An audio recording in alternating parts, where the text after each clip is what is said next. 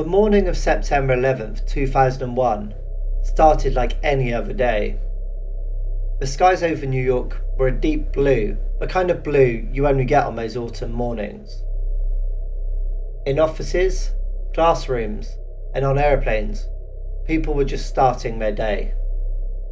And then at 8:46 a.m, the world changed forever. I had one.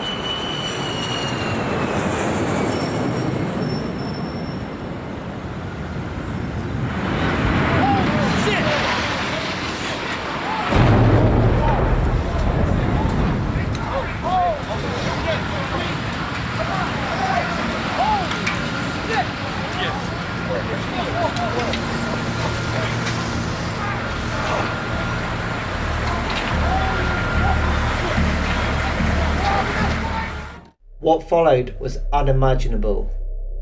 2 planes crashing into the World Trade Center, followed by another one that hit the Pentagon, and then a 4th was brought down in fields in Pennsylvania. Nearly 3,000 lives were lost on that one morning. But even amongst the chaos and destruction, there were moments of immense courage. Ordinary people, office workers, firefighters, and passengers were faced with unimaginable decisions.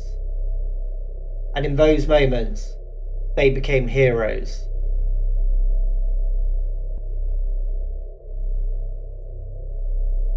Today we're going to tell the story of 3 of them.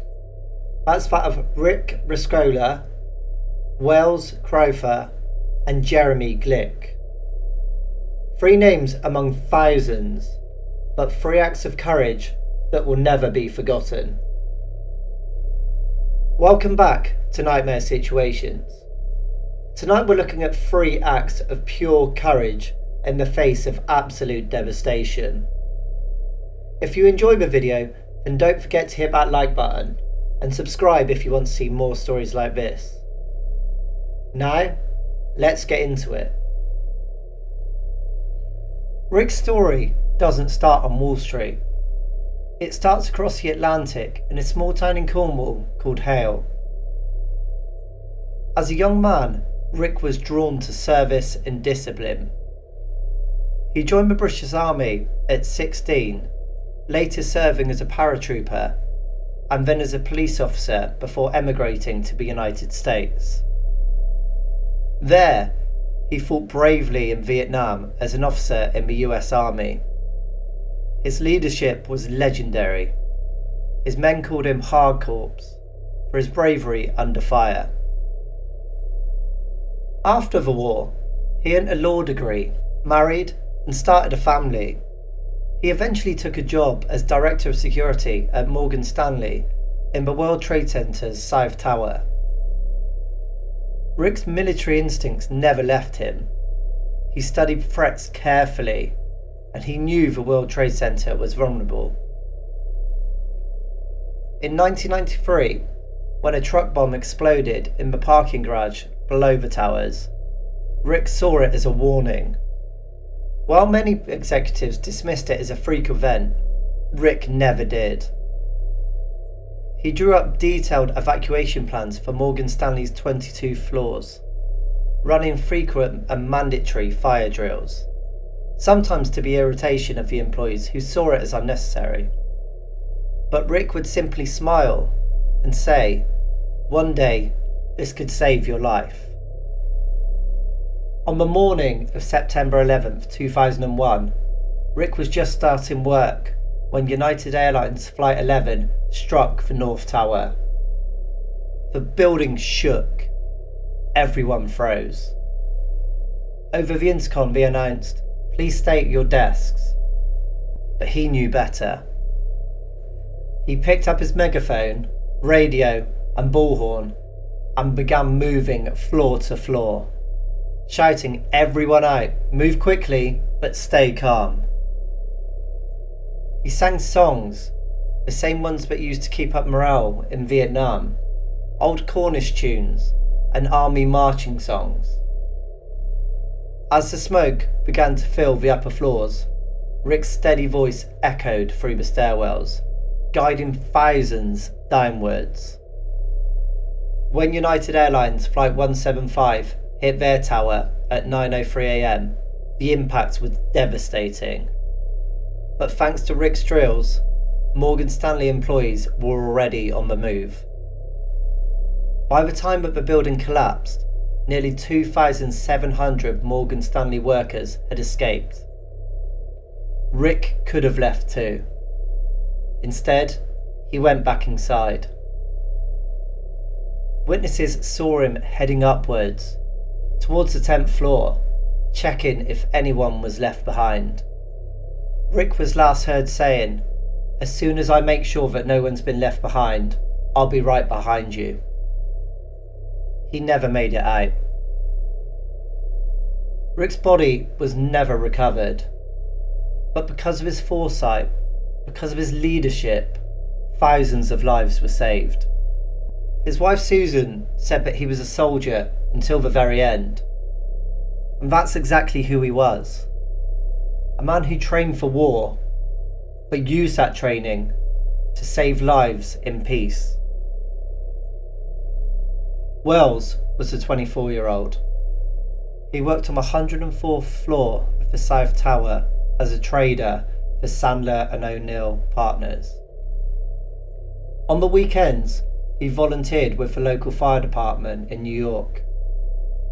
His father gave him a red bandana when he was a boy, something to carry with him for courage. Wells carried it everywhere. That bandana would become his legacy. When the plane struck his tower at 9:03 am, the upper floors erupted into chaos. Fire and debris blocked the stairwells. People were trapped. Smoke filled the air that was so thick that the survivors could barely see a few feet in front of them. And out of that darkness came a voice. A man, his face covered by a red bandana, appearing through the smoke. "Follow me," he said. He led groups of injured workers down the stairwells towards safety, carrying some, supporting others, and shouting encouragement as the building trembled. When he reached a safe floor, he didn't stop. He went back up again and again. Survivors later described him carrying one lady on his back whilst helping another under his arm, calmly moving down the building to safety. One woman remembered saying he was calm, completely in control. He was like an angel. Nobody knew his name. They only remembered that red bandana. When the tower collapsed at 9:59 am, Wells was still inside, helping others. Months later, as families combed through the lists of missing, Wells' mother, Addison, read a story in the New York Times. It mentioned a mysterious man who had saved several people wearing a red bandana. She knew instantly that that was her son.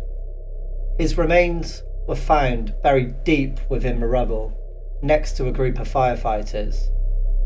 Wells had stayed to try and help them.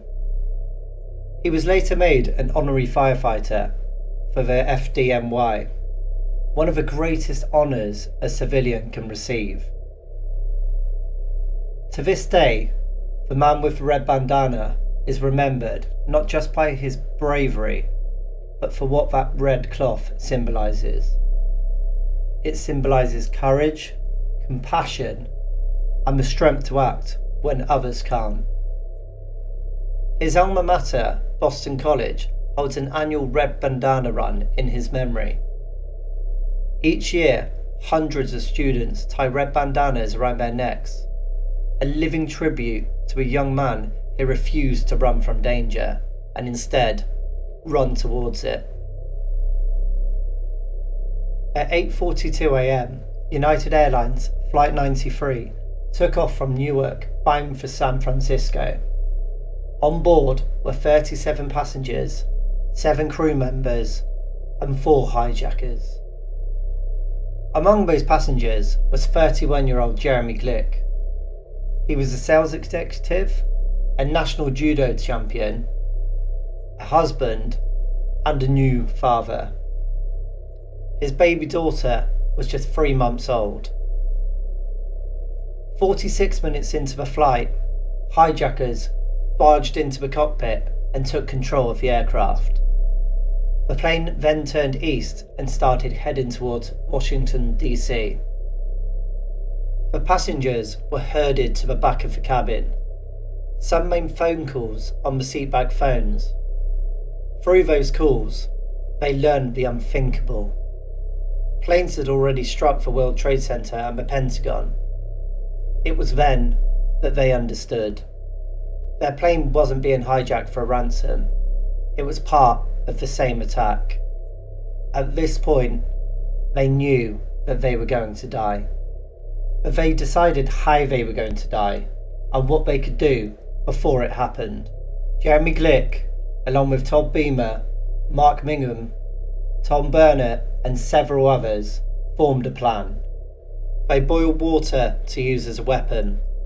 They gathered food carts to batter the cockpit door open. They prayed and they called their loved ones. At 9:57 a.m, they made their move. "Are you ready?" someone said. "Let's roll." Those were the last words heard before passengers rushed the cockpit. The hijackers fought back, and during this struggle, the plane went into a steep dive. At 10:03 a.m, Flight 93 crashed into a field near Shanksville, Pennsylvania. Everyone on board passed away. But because of their bravery, the plane never reached its target. Many believe that it was either going to be the White House or the US Capitol.